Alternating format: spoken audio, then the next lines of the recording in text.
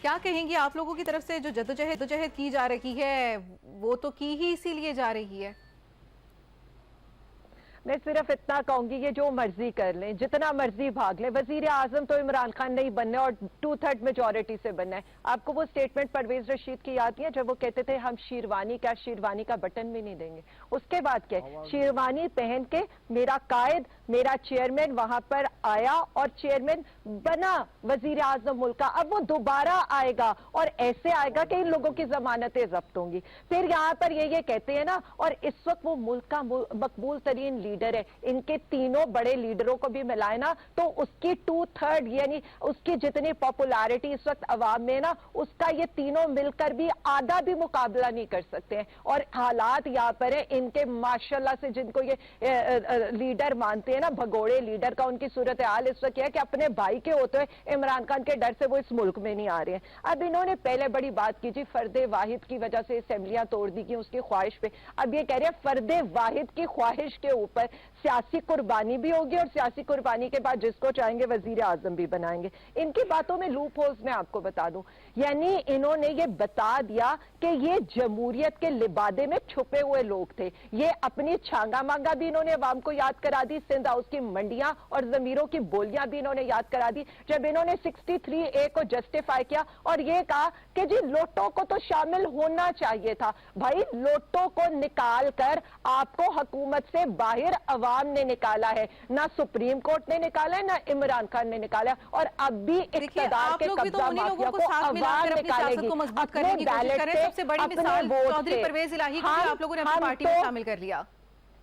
मेरी एक बात सुने, चौधरी परवेज इलाही अपनी पार्टी छोड़ के हमारी पार्टी के अंदर जम हुए हैं। और दूसरी बात है, उन्होंने कहीं पर यार इनकी पार्टी के अंदर मुझे आप नहीं एक सेकंड देखिए प्लीज, मैंने इनकी बात में बिल्कुल इंटरप्ट नहीं किया। मैं चाहती हूँ मेरी बात बड़े आराम से सुनी जाए। मैं सिर्फ इतना समझती हूँ, लोटे कौन होते हैं? लोटे वो होते हैं जो तहरीके इंसाफ के वोट पर आए हों और उसके बाद वोट पर आकर अपने वोट का, अपने जमीर का सौदा करें।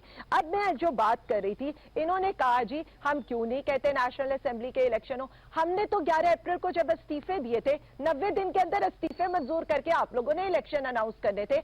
आप उसको ड्रैग करते रहे और तब तक ड्रैग करते रहे जब तक इमरान खान ने कहा मैं आ रहा हूं पार्लियामेंट में, मैं लूंगा vote of confidence, vote of no confidence पेश करूंगा वजीर आजम के अगेंस्ट। भाग गए वहां से भी ये। फिर ये बात जो कर रहे थे यहां पर इन्होंने की जी कभी ये IMF के पीछे छुपते हैं, कभी ये पार्लियामेंट के पीछे छुपते हैं, कभी ये कैबिनेट के पीछे छुपते हैं। इस पार्लियामेंट के बेतौकीर हमने नहीं किया। इस पार्लियामेंट को बेतौकीर, एक मिनट मुझे लास्ट बात करने दे। इस पार्लियामेंट को बेतौकीर इन्होंने किया है 9 अप्रैल की रात को, वहां पर अकलियत को मुसल्लत करके, वहां पर अक्सरियत को बाहर निकाल के एक डमी पार्लियामेंट वहां पर खड़ी करके, और उसके बाद आकर ये उस पार्लियामेंट के पीछे छुप रहे। मैं यहां पर कहना चाहती हूँ 81C भी पढ़ते, 81D भी पढ़ते और 11,200 इसी पर आपसे मेरा अगला सवाल इसी पर था, 20 अरब।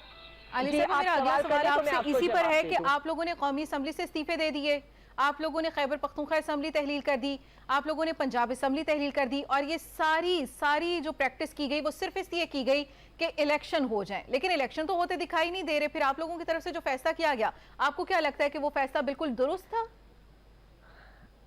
नबिया, मैं सिर्फ एक बात कंप्लीट कर लूं तो मैं आपकी बात की तरफ आती हूं जो मैं इंपॉर्टेंट कर रही थी। आर्टिकल C और आर्टिकल D जो ये कहता है कि यहाँ पर चार्ज एक्सपेंडिचर्स हैं और चार्ज एक्सपेंडिचर्स में यानी 11,200 अरब रुपए का इस वक्त बजट है इस एक साल का 2023 का। उसमें से जो 20 अरब रुपए हैं दैट इज द पीनट 0.001% है, जिस तरह से राजा साहब ने बताया था, वो इन्होंने इशू करने थे जो ये इशू नहीं करे और इसी के ऊपर इन पर तौहीन लगेगी। और जब हम लेवल प्लेइंग फील्ड की बात कर रहे होते हैं ना और तराजू के पलड़े बराबर कर रहे होते हैं, तो जब यहाँ पर AJK का वजीर आजम जा सकता है सिर्फ 3 स्टेटमेंट्स देने के ऊपर, तो यहाँ पर पूरी काबीना, मुल्क का वजीर आजम तौहीन अदालत ये करने के ऊपर कह सकता है कि मेरे पास आटा स्कीम में मौत बांटने के लिए तो 80 अरब रुपए हैं, 10 अरब रुपए मेरे पास लैपटॉप स्कीम के लिए तो हैं, 90 अरब रुपए मुझे अपने MNS को रिश्वत देने के लिए तो है, 70 अरब रुपए मेरे पास सड़कें बनाने के लिए तो है। हमारे साथ एक और मेहमान भी है। राजा साहब, आपको क्या लग रहा है कल जो एक समाअत होने जा रही है, आपकी बात दोबारा मैं आपकी तरफ आती हूँ। राजा साहब, सुप्रीम कोर्ट की तरफ से एक